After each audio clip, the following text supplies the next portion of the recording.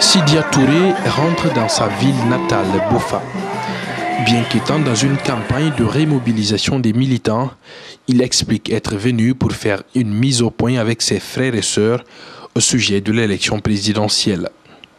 Le spécimen en main, il explique tout d'abord comment voter pour son parti. Élection présidentielle là. Mangena no mayamane mali de la kwahano sigade yare. Kono mangena no manara mangena wali kolon. Mangena wali garangi. Mangena gambara wali. Mangena gambara fendera ba wona gantori. Autu kana kuma wona samiri do. Omona ganto wande.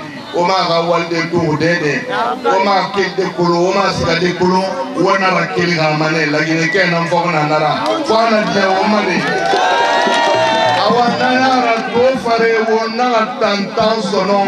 Cette année il y a 8 candidats sono sarana. Il est compté 1 2 3 UFR na 3e position Keri Nanaki Ora Foto Nama Ora Kounia. Pour lui, il n'est pas question de laisser le régime d'Alpha Condé renouveler son mandat. Un régime dont les résultats de la première mandature sont médiocres, précise-t-il. Même les quelques réalisations faites sont dominées par des choix politiques. Pour illustrer son raisonnement, il prend l'exemple du projet Kaleta. Les projets que vous voyez, ça n'aboutit pas.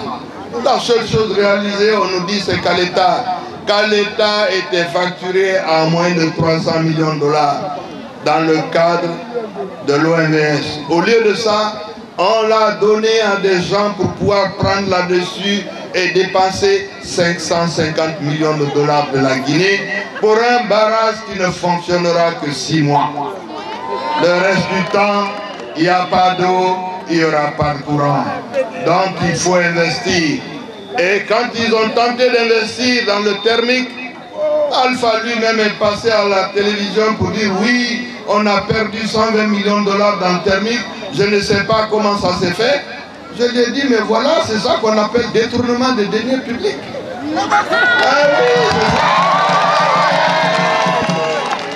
C'est ça qu'on appelle mauvaise gouvernance. C'est ça qu'on appelle la corruption.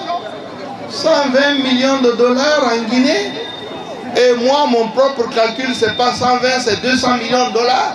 Vous imaginez combien d'hôpitaux, combien de routes, combien de villes électrifiées, combien de projets agricoles on aurait pu faire avec cet argent? Et tous les jours, il dit, moi j'ai fait en 50 ans ce que les autres n'ont pas fait en 50 ans. On se demande qu'est-ce que c'est. On se demande ce que c'est.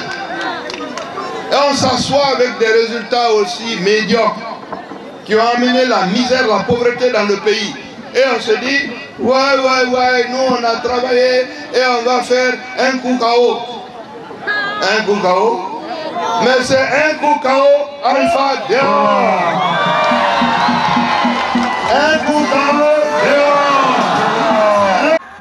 Dans sa précédente visite à Sangaridi, Sidya Touré a dénoncé des anomalies constatées dans le processus d'organisation dans la transparence de l'élection présidentielle du 11 octobre.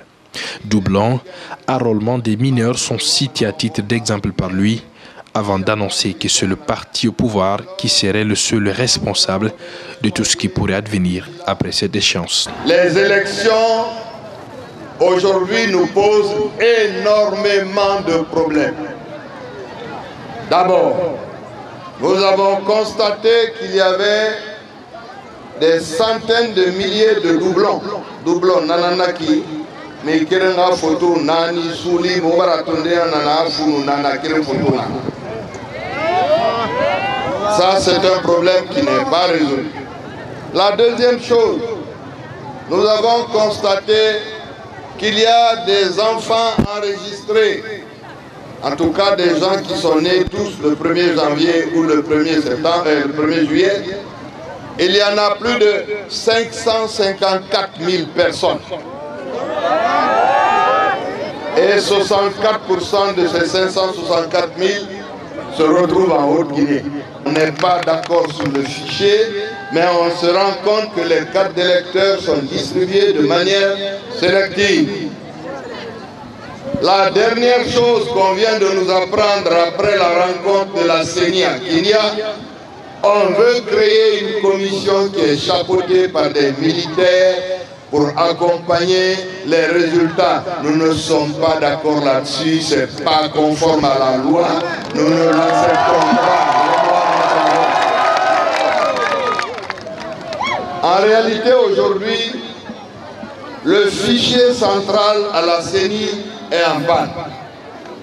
On a fait venir des ingénieurs de je ne sais quel pays pour essayer de débloquer cela. Non dit Nanarana, la vérité c'est que ces élections ne sont pas correctement préparées. Ces élections ne sont pas prêtes. Ces élections risquent de se passer dans des conditions de perturbation qui vont entraîner des problèmes dans notre pays. Et si cela se fait, nous rendons le RPG complètement responsable du désordre qu'il y aura dans notre pays. Alors, soyez vigilants.